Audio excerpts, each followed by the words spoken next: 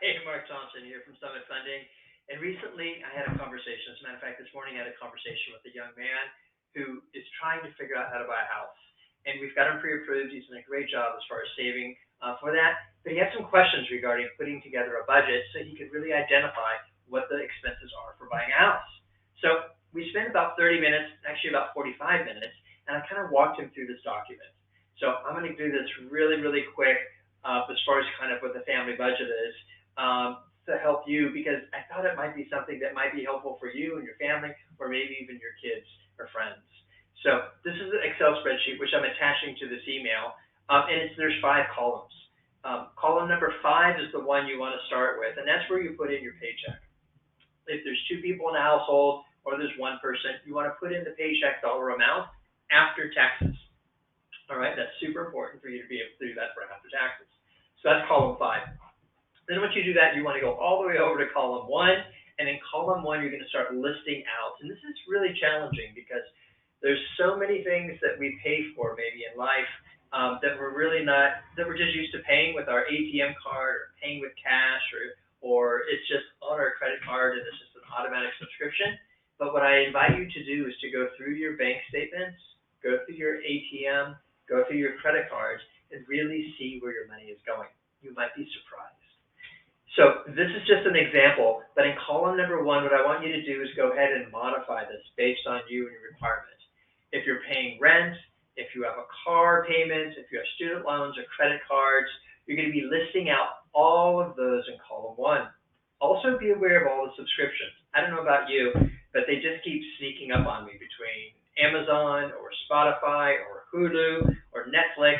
There always seems to be another subscription for just $5.99 that keeps adding up. So figure out what those are and put that there as well.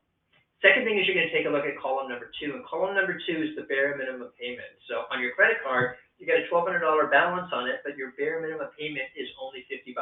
For example, put the minimum on payments that you have in column 2. Then column 3 is the actual money that you're actually paying. So if your rent or mortgage is $3,200, you're going to put $3,200.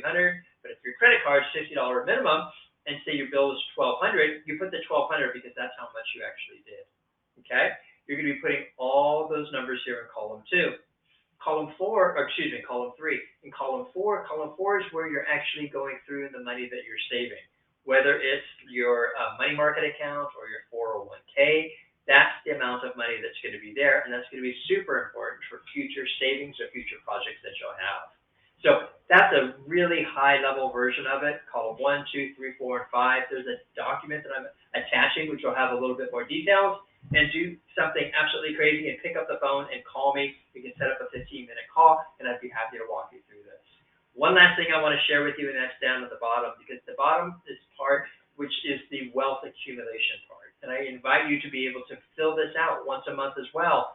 How much are you saving in your 401k, any stocks, the equity in your house? So if you're surprised, I'm sure all of you have HomeBot. You'll be able to see what the values are on a monthly basis. Also on the other side, when you're looking at the money market account is basically your what if life happens account. Okay? They take a look at what your survival number is from column 2, multiply that by 3, and that's what we're recommending for you to have as a bare minimum for your savings and checking account. But take a look at this, fill this out. It's on a monthly basis, so depending upon which month that you get this in, just go ahead and start it there and start moving forward. Anyways, I really appreciate you. Thank you for your time. Thank you for your interest in looking at investing in yourself. Please feel free to share this with your friends and family members. It's going to be 2 attachments. One is the personal family budget. The next is going to be a description and the secrets that I believe that you need to have in order to have financial freedom. Hope you have a great day. Once again, it's Marc Thompson from Summit Funding, and I look forward to chatting soon.